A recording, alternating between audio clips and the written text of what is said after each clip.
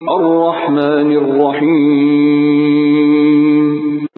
رحمان اور رحیم ہے۔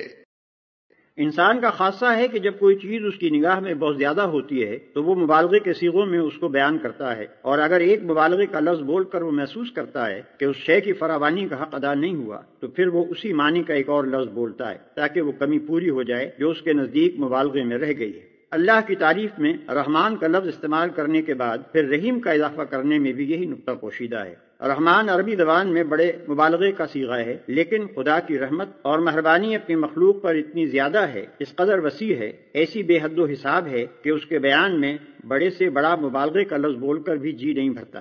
اس لیے اس کی فراوانی کا حق ادا کرنے کے لیے پھر رحیم کا لفظ مزید استعمال کیا گیا۔ اس کی مثال ایسی ہے جیسے ہم کسی شخص کی فیاضی کے بیان میں سخی کا لفظ بول کر جب تشنگی محسوس کرتے ہیں تو اس پر داتا کا اضافہ کرتے ہیں۔ رنگ کی تعریف میں جب گورے کو کافی نہیں پاتے تو اس پر چٹے کا لفظ اور بڑھا دیتے ہیں۔ درازی قد کے ذکر میں جب لمبا کہنے سے تسلی نہیں ہوتی تو اس کے بعد تڑنگا بھی کہتے ہیں۔